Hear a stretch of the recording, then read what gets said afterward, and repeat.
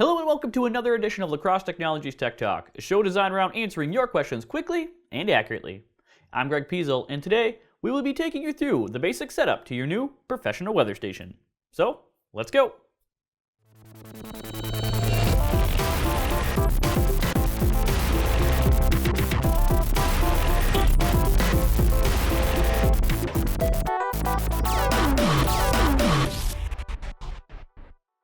Before we get started, if you are viewing this video on YouTube, I want to direct your attention to the description below. Here you will find the times and descriptions to each of the steps that will be covered. Simply by clicking the blue highlighted time, you will jump ahead to that spot in this video. These work great if you're looking to find information on something specific.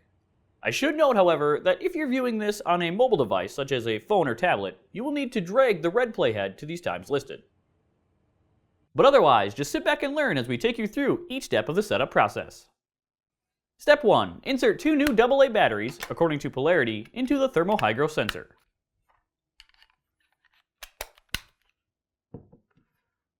Step 2. Insert three new AA batteries into the bottom of the multi-sensor.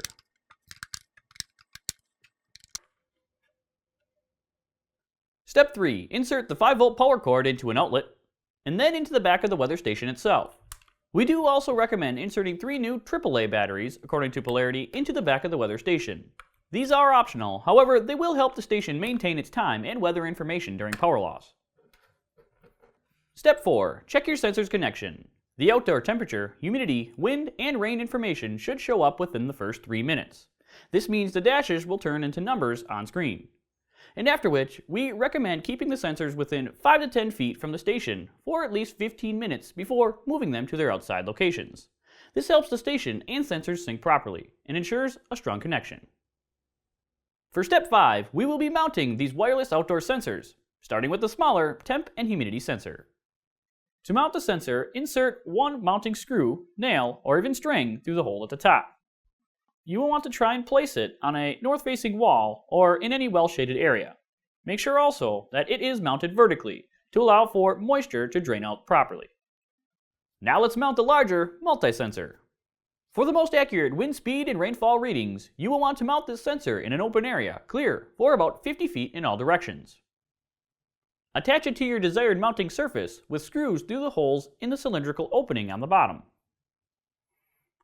This is also where you would connect the included mounting bracket for installation onto a flat surface. The construction of this newly designed bracket allows you to mount the sensor from the bottom or from the side. But make sure to use the bubble level on top to ensure the sensor is level for accurate rainfall readings.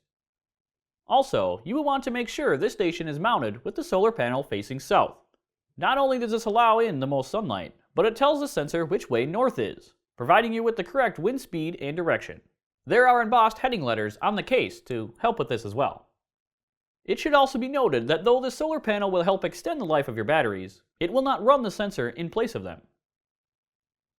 The maximum wireless transmission range from each of your outdoor sensors to your station is around 330 feet of open air. This does not account for walls, floors, windows, or any other objects that may cause interference. Because of this, we do recommend temporarily putting your sensors in the locations you like them to be, testing them for a few days to make sure they stay connected, before mounting them permanently. Now, let's move to step 6, which will take you through your settings menu. To enter the settings menu, press and hold the set button for about 3 seconds, or until the beep on-off setting begins flashing on screen.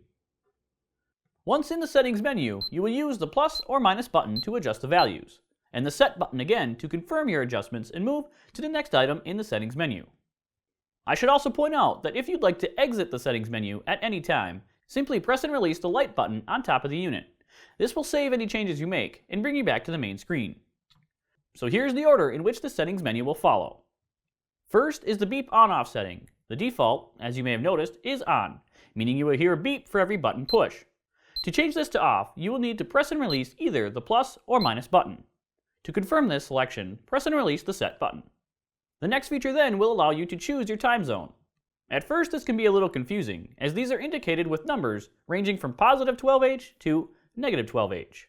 Using the plus or minus button to cycle through, the numbers for the North American time zones are as follows: -4 Atlantic time, -5 Eastern time, -6 Central time, -7 Mountain time, -8 Pacific Time, -9 Alaskan Time, and -10 Hawaiian Time.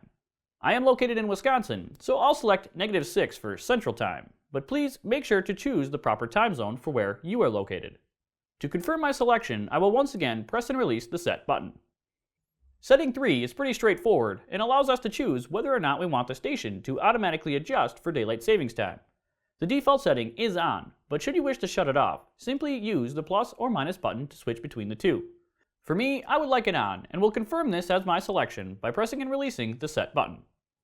Next will be your hour setting. It's about 2:30 p.m. here, so using the plus button, I will move the hour to 2, making sure the AM symbol turns off and the PM symbol turns on. Now that I'm at 2 p.m., I will press and release the Set button again to jump to the minute selection. Here I will press and hold the plus button now to make the numbers climb rapidly.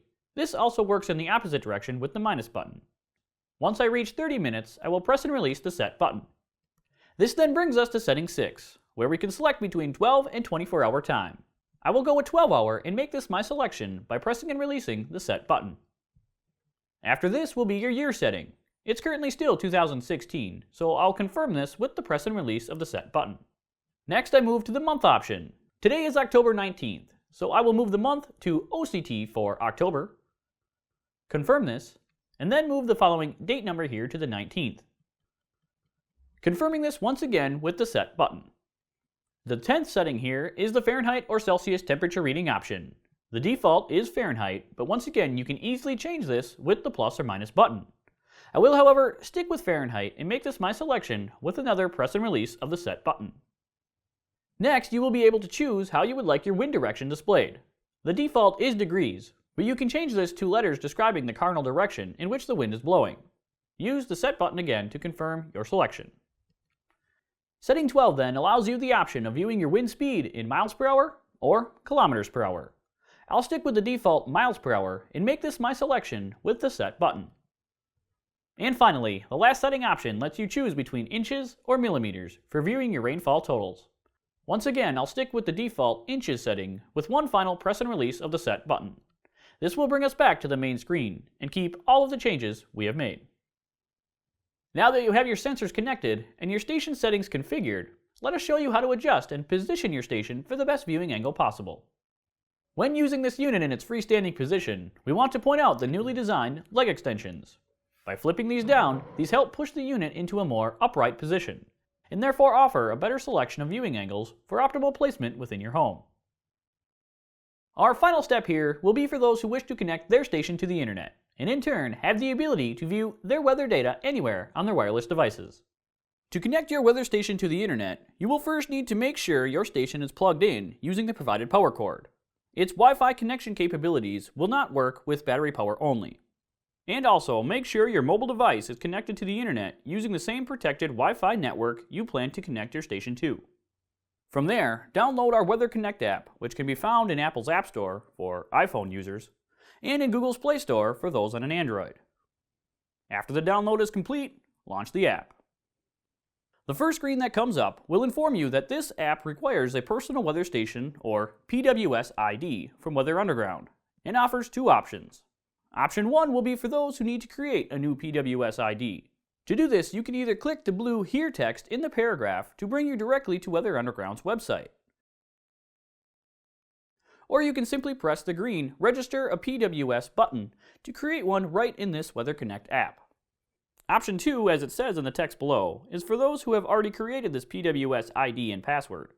If you fall in this category, press the main menu button to skip through that setup. But let us assume you fall under option 1 and press the Register a PWS button in the middle of the screen.